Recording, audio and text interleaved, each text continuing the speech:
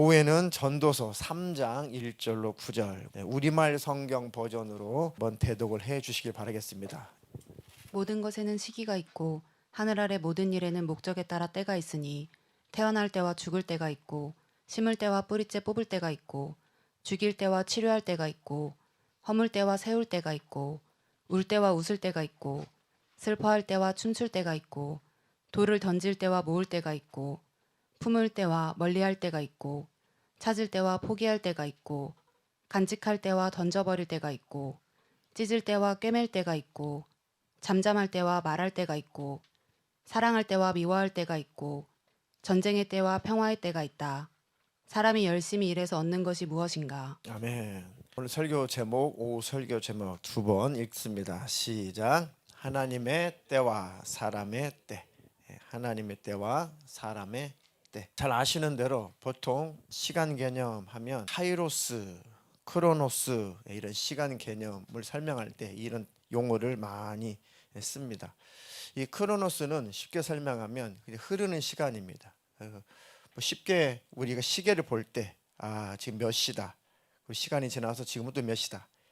지구의 자전, 지구의 공전을 통해서 알 수 있는 흘러가는 이런 세월, 흘러가는 시간들 해서 우리가 크로노스라고 많이 하죠. 또 이와 조금 대조적인 개념이 이제 카이로스의 시간입니다. 카이로스. 이것은 어떤 의미 있는 시간, 목적을 달성하는 시간. 뭐 때로는 뭐 무게 있는 시간, 아니면 행복한 시간, 뭐 즐거운 시간. 이것을 성경적으로 우리가 조금 접목을 하게 되면은 카이로스 하면은 하나님의 때, 크로노스 하면은 사람의 때, 이렇게 우리가 응용도 할 수가 있습니다. 마치 이런 것 같죠. 100년을 살아도 의미 없는 인생을 살았다면 그냥 크로노스의 시간 속에 묻혀버린 인생이죠. 단 1년을 살다 갔어도 정말 하나님을 기쁘시게 하고 목적 있는 삶을 살았다면은 그 단 1년밖에 인생을 살지 못했다고 할지라도 하나님의 때, 하나님의 시간을 사용하신 겁니다. 카이로스의 시간을 살다 간 겁니다. 의미 있는 인생을 살다 간 것이죠. 여러분들께 전도 행사 준비하시느라고 많이 준비했습니다. 그렇게 의미 있는 시간, 그 의미 있는 시간들, 또 찬양어를 연습하신 분들의 그 의미 있는 시간들, 그게 다 하나님 안에서 카이로스의 시간입니다. 그것 때문에 초청되어서 오신 분들 마음속에 뭔가 뭉클뭉클 뭔가 느낌이 있는 거죠. 뭘 그렇게 기다렸다는 거지? 아니, 어색하게 목사 안에 서자마자 왜 울어? 어색하다. 잘 알지도 못하는 사이인데 그런 것들이 다 카이로스의 시간들입니다. 결국 그분들의 마음속에 새겨진 하나님의 그 마음, 하나님의 그 메시지가 결국은 하나님께로 돌아오게 합니다. 의미 있는 그들도 카이로스의 인생을 살아가게 만드는 거죠. 우리 얼마나 하나님 안에서 하나님의 시간 속에 카이로스의 그 의미 있는 인생을 사느냐에 따라서 우리를 통해서 많은 분들이 그 의미 있는 시간을 또 살게 될 겁니다. 그런 세월, 그런 인생을 또 살게 될 겁니다. 어떤 70이 훨씬 넘은 노모께서 아이들을 이렇게 불러다 놓고 그런 얘기를 했습니다. 네 아버지가 돌아가신 지가 40년이 훌쩍 넘었다. 30이 되기 전에 혼자가 되어서 40이 넘도록 혼자 살았는데 너희들 다 키워내고 인생을 이렇게 살아낼 수 있었던 것은 단 한 시간의 의미 있는 시간 때문이었다.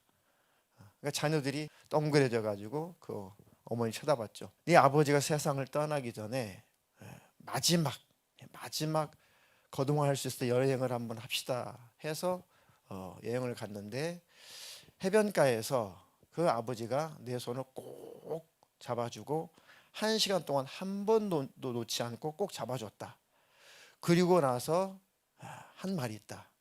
내가 먼저 갈지라도 잘 살아주고 미안하지만 자녀들을 잘 부탁한다. 먼저 가서 미안하다. 그 1시간 손 잡아준 그 카이로스의 그 시간, 그 무게 때문에 40년이 훨씬 넘는 그 시간을 능히 살아낼 수가 있었다는 거죠. 그러니까 40년이라고 하는 세월과 그 남편과 1시간 보냈던, 손을 잡고 1시간을 보냈던 그 시간과 저울에 달아보면은 그 1시간이 훨씬 더 무겁다는 거죠. 이게 카이로스라는 개념이에요. 우리는 어떻게 그렇게 의미 있는 인생을 하나님 앞에서 살아갈 수가 있을까? 기왕이면 하나님 앞에서 우리 인생을 무게를 달아봤을 때 굉장히 무게가 많이 나가야 되는데 후 버렸는데 아무것도 하나님 앞에 남는 것이 없는 아주 가벼운 인생이라면 참으로 불쌍한 인생이죠. 근데 예수 믿고 나서 우리가 의미 있는 인생을 드디어 살 수 있게 된 거죠. 우리의 의미 있는 인생은 예수님이 십자가에서부터 시작이 된 겁니다. 그때부터 우리는 의미 있는 인생을 살게 된 것입니다. 그 의미 있는 인생을 살도록 오늘 초청되어서 오신 분들이 꼭 예수님을 만나고 성령으로 거듭나셨으면 좋겠습니다. 오늘 대독해 주신 본문에 보니까 모든 것에는 시기가 있고 하늘 아래 모든 일에는 목적에 따라 때가 있대. 근데 그 목적을 이루시는 분은 하나님이시라는 것을 꼭 인정해야 됩니다. 그래야지만이 일이 일비하지 않아요. 참 즐거운 일도 영원하지 않고 참 슬픈 일도 영원하지 않아요. 울 일도 영원하지 않고 웃을 일도 영원하지 않습니다. 헤어지는 것도 영원하지 않고 만남도 영원하지 않아요. 자, 그때마다 우리 연약해가지고 그것 때문에 일이 일비하고 울고 웃고 싸우고 다투고 하는데 하나님 안에 깊이 들어보면은 그런 것들이 다 하나님의 계획 속에, 하나님의 시간 속에, 하나님의 목적에 따라 다 그 때가 이루어진다는 것이죠. 자, 하나님께서 그 목적에 따라 태어나게도 하고 죽게도 한다는 것이죠. 태어날 때와 죽을 때가 있고, 심을 때와 또 뿌리채 뽑을 때가 있고, 모든 것은 하나님이 하신다는 겁니다. 죽일 때와 치료할 때가 있고, 허물 때와 세울 때가 있고, 울 때와 웃을 때가 있고, 슬퍼할 때와 춤출 때가 있고, 돌을 던질 때와 모을 때가 있고, 품을 때와 멀리할 때가 있고, 찾을 때와 포기할 때가 있고, 간직할 때와 던져버릴 때가 있고, 찢을 때와 꿰맬 때가 있고, 잠잠할 때와 말할 때가 있고, 사랑할 때와 미워할 때가 있고, 전쟁의 때와 평화의 때가 있다. 이것처럼 모든 때라고 하는 것은 하나님이 원하시는 그때에 다 적절하게 이루어지는 것을 우리는 그 하나님을 신뢰해야 됩니다. 여전히 왜 이 세상에는 전염병이 있는가? 하나님이 살아계심에도 불구하고 왜 죽음이 있는가? 사건이 있고 사고가 있고 왜 전쟁이 있고 왜 굶어 죽는 사람들이 있고 왜 지구촌은 왜 이런가? 그러니까 하나님을 신뢰하지 못하면 모든 것들이 다 불신앙으로 다 꽉 찰 수밖에 없습니다.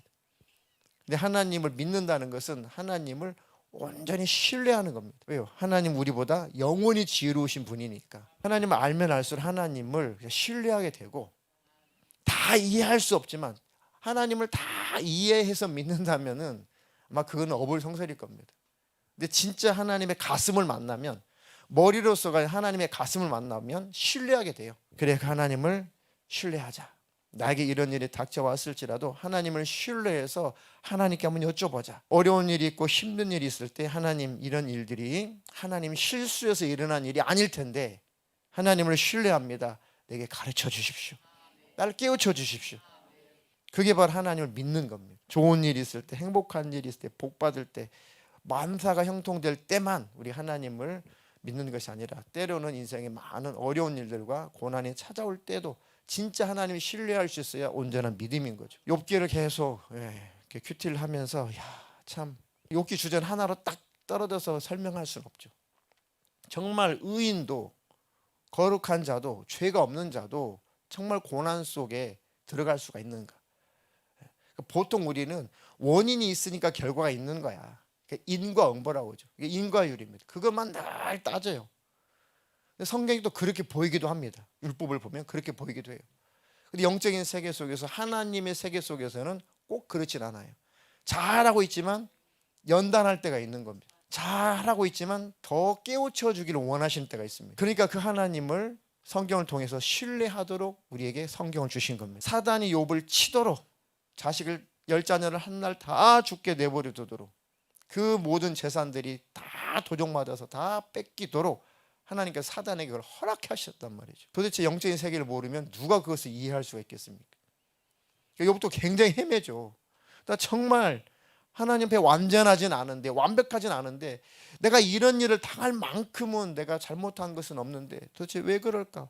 잘 모르겠다. 그냥 하나님 내 목숨 더 이상 이 땅에서 지탱할 수가 없으니 좀 데려가세요 라고 사실 약간 원망 섞인 말로 계속 하긴 하지만 그래도 끝까지 하나님 붙잡아요.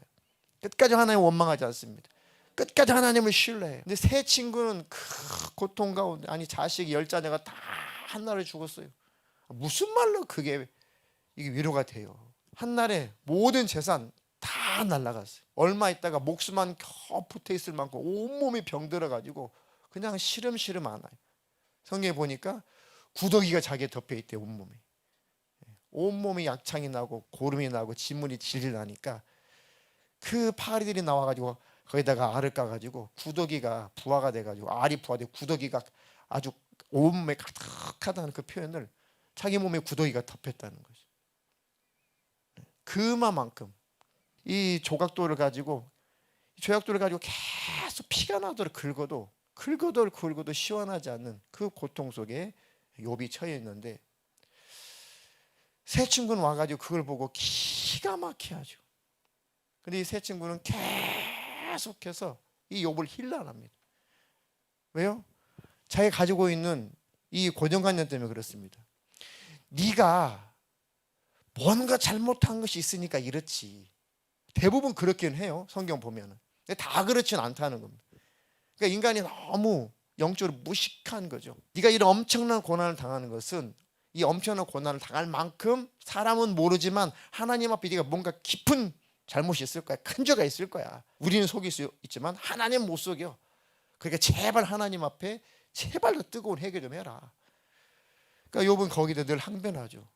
아니 내가 이렇게 고통 당할 만큼 아무리 죄를 찾아보려고 해도 찾을 수가 없다니까. 아무런 잘못이 없어도 하나님 앞에 고통 당할 때가 있는 거야. 계속 자기의 의의를 계속 내세우죠. 이 세 친구들이 막 처음에 유러로 왔다가 화가 나니까 막 정죄합니다. 네가 뭐 얼마나 잘났다고, 네가 뭐 얼마나 의롭다고, 네가 얼마나 거룩하다고, 너 빨리 찾아봐 죄. 하나님 괜히 널 쳤겠어? 하나님 괜히 너를 병들게 했겠어? 네 10자녀 하나님이 하루아침에 다 죽게 만들었겠어? 있는 재산 다 하나님이 사라지게 만들었겠어? 너 그 잘난 체 하지 말고 계속 가슴을 후벼 파는 말만 계속 하죠. 몰라서 그렇습니다. 그러니까 욥이 너무너무 고민스러운 거죠. 너무 고민스러운 겁니다. 자기는 그래도 하나님을 많이 안다고 생각했고 하나님 앞에 참으로 완전하다 생각을 했죠. 근데 결말을 보면 하나님 나타나시죠.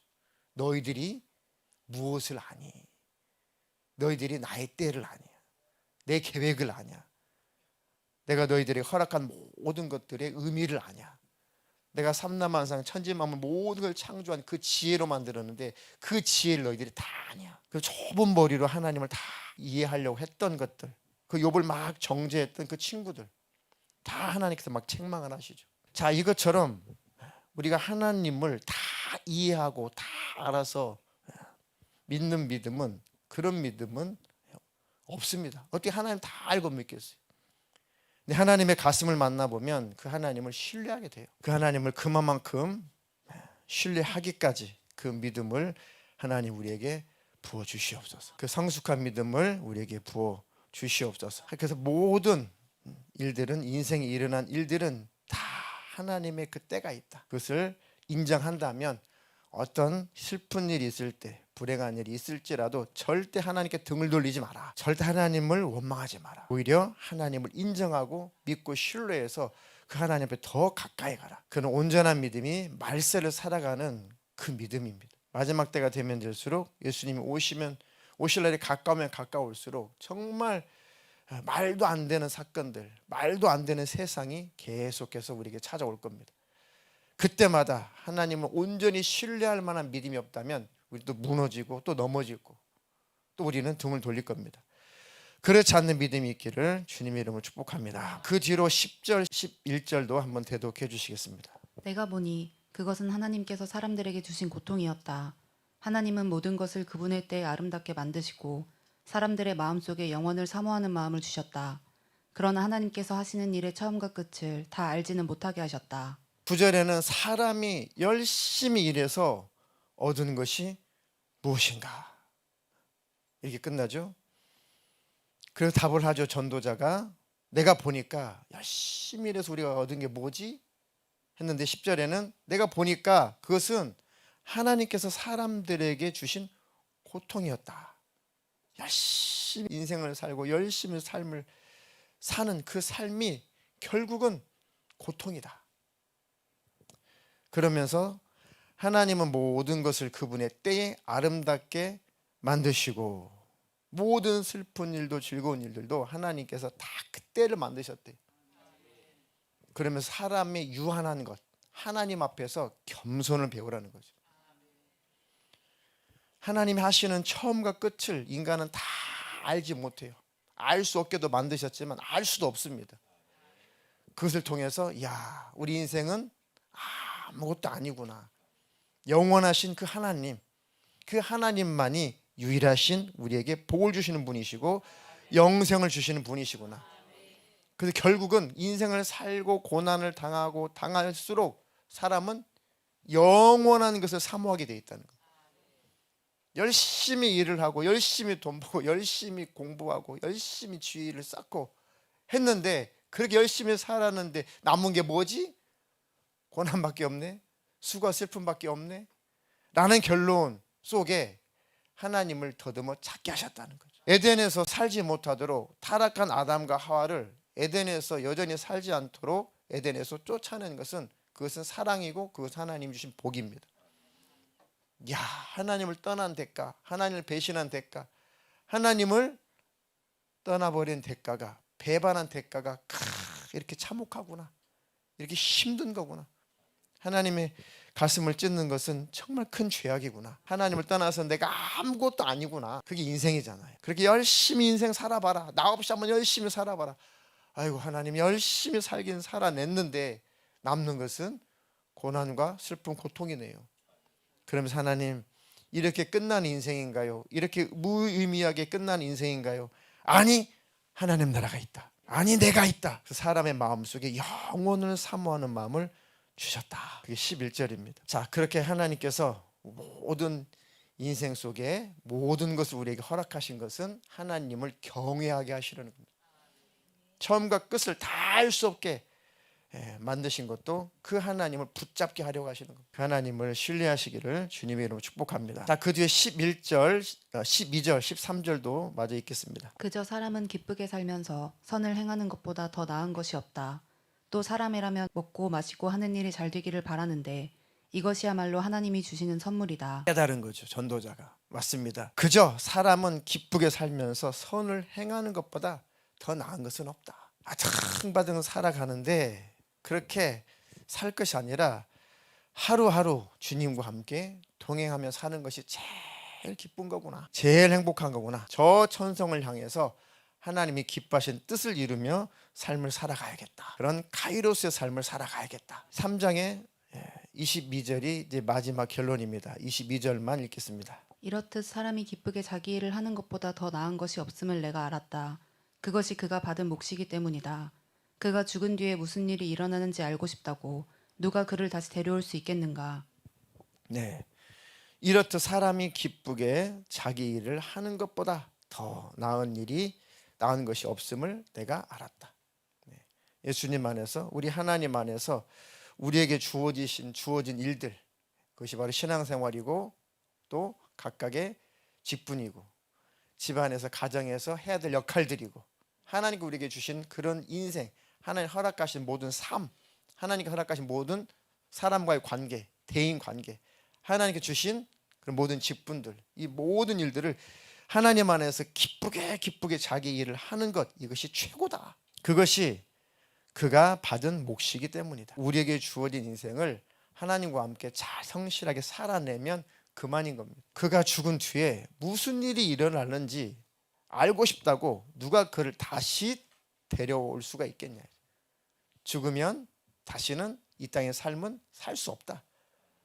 죽은 사람, 당신 죽고 난 다음에 무슨 일이 있는지 내가 알려줄게. 죽은 사람은 다시 데리고 현실로 데려와서 다시 그것들을 보여주고 또 그 다른 인생을 살게 할 자는 아무도 없다. 사는 날까지가 끝이다. 하나님께서 내게 허락하신 그 날까지, 그 순간까지 우리는 그냥 흘러가는 크로노스의 시간으로 허비하지 말고 의미 있는 시간, 복된 시간, 하나님께서 인정하는 시간, 하나님께서 무게를 달아 보셨을 때 큰 무게가 나가는 의미 있는 시간, 그 시간을 예수님 안에 사는 것이 복이다 그죠. 이래도 삶이 고난이고 저래도 삶이 고난이라면 주님과 복음을 위해서, 하나님 나라를 위해서, 주님의 몸된 교회를 위해서 내 삶이 고난의 삶이라면 훨씬 더 무게가 나가겠죠. 왜요? 하나님 도와주세요, 하나님 복 주세요, 하나님 힘 주세요, 하나님 주세요. 너무 익숙해져 있다 보니까 은혜 받은 우리가 하나님, 바울 사도처럼 내 남은 삶을 정말 주님과 복음을 위해서 고난을 받겠습니다, 이런 고백이 나올 만큼 믿음 있는 우리 교회 성도들이 다 되기를 축복합니다. 그래서 바울이 그 삶이, 그 고난의 삶이 때는 헐벗고 배고프고 동족의 위험과 강의 위험과 바다의 위험과 도적의 위험과 강도의 위험과 엄청나게 많은 위험을, 목숨의 위협을 많이 받고 살았잖아요. 그런데 바울은 그 카이로스의 삶이 너무 마음으로 행복했다는 겁니다. 얼마나 그것이 복이고 행복했던지 디모데에게, 야, 너 나와 함께 고난 좀 받자 그랬어. 예수님의 좋은 병사가 되어서 나와 함께 좀 고난을 좀 받자, 이렇게 바울 사도가 그 제자 디모데에게 이렇게 뭐랄까 격없이 자신 있게 요청할 수 있었던 것은 디모데에게 그 믿음이 있었기 때문에 그렇습니다. 저나 여러분들이나 우리 예수님께서 자신 있게 우리에게 요구하실 만큼, 안무야 이제 깨달았지, 안무야 이제 알았지, 뭘요? 알았잖아. 아예 주님의 마음을 알았습니다. 구원의 의미를 알았습니다. 구원의 가치를 알았습니다.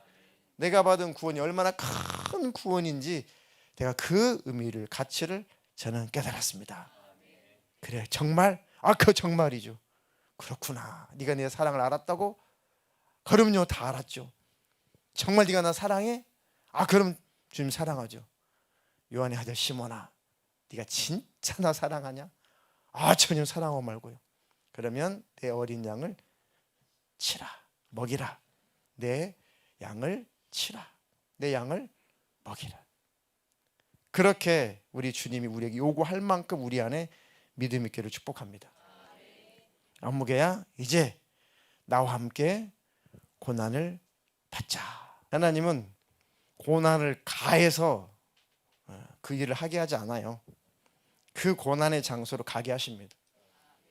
그 많은 선교사님들이 그 풍토병으로 사모님 다 잃고, 또 사모님은 목사님 먼저, 선교사 목사님 먼저 잃고, 자녀를 잃고, 가족을 잃고, 그렇게 해가지고 장례를 치러요.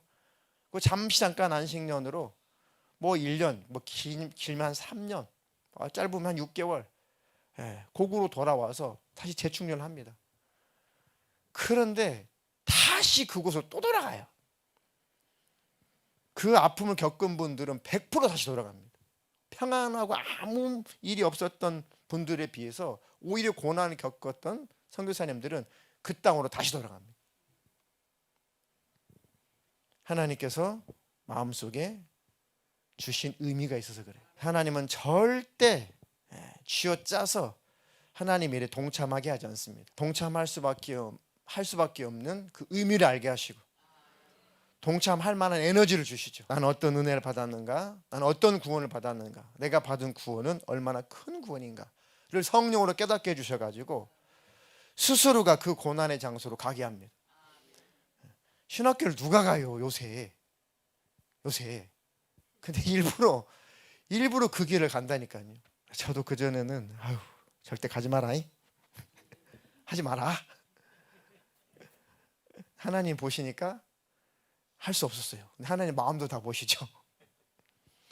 근데 오히려 개척을 하고 나서 하나님이 주신 자유와 평강을 누리고 난 다음에는 하나님의 뜻이면 가라. 절대 억지로는 아니다. 누구든지 하나님이 원하시는 그 길을 가라. 그 길이 어떤 길이든 하나님이 선택하신 길이고 원하시는 길이라면 그 길은 복된 길이다. 그 길은 억지로 하나님께서 내모는 것보다 자원하여서 가게끔 하십니다. 주님과 복음을 위해서 당하는 우리의 힘쓰는 일들, 노력들, 고난도 하나님은 무인격적으로 막 쥐어짜잖아요. 많이 쥐어짜야 봤잖아요, 그 전에. 예. 그런 하나님은 아니시란 말이죠. 예수님 너무 좋아서 그 예수님을 전하게끔 하시는 거지. 억지로 쥐어짜서 데려와 채워 내놔 이렇지 않으신단 말이에요. 그 인격적인 하나님을 만나셨다면 여러분들은 자원하게 되실 거랍니다. 우리 교회가 더딘 것 같지만 처음부터 하나님께서 그렇게 하라고 하셨어요. 근데 더디지 않잖아요, 사실. 물론 하나님 앞에는 너무 부족한 게 많지만 우리 교회가 그렇게 더디지는 않습니다. 자, 우리의 하루하루 우리의 삶이 그냥 흘러 지나가는, 의미 없이 무의미하게 지나가는 크로노스의 시간으로 보내지 마시고 하나님 안에서 정말 값지고 무게 있고 의미 있는 카이로스의 시간으로 하나님의 때로 보내시기를 주님의 이름으로 축복합니다. 쉽습니다. 하루하루 예수님과 함께 동행하면 돼요. 하루하루 예수님과 함께 뜻을 같이 하면 됩니다. 아무쪼록 남은 우리의 모든 삶이 얼마 남았는지 우리는 아무도 알 수 없죠. 언제 주님 오실지 아무도 알 수 없고 우리 인생이 언제 마감될지 우리는 아무도 알 수 없습니다. 그때를 아무도 알 수 없던 하나님 만드셨다잖아요. 아까 읽었던 본문에 전도서에 그때는 아무도 몰라요. 하나님의 때는. 우리의 생명은 하나님께 감춰져 있습니다.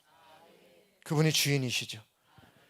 그러나 하루하루 그분과 함께 하면 우리는 의미 있는 삶을 살게 되는 것입니다. 카이로스의 인생을 사는 저와 여러분 되기를 주님의 이름으로 축복합니다.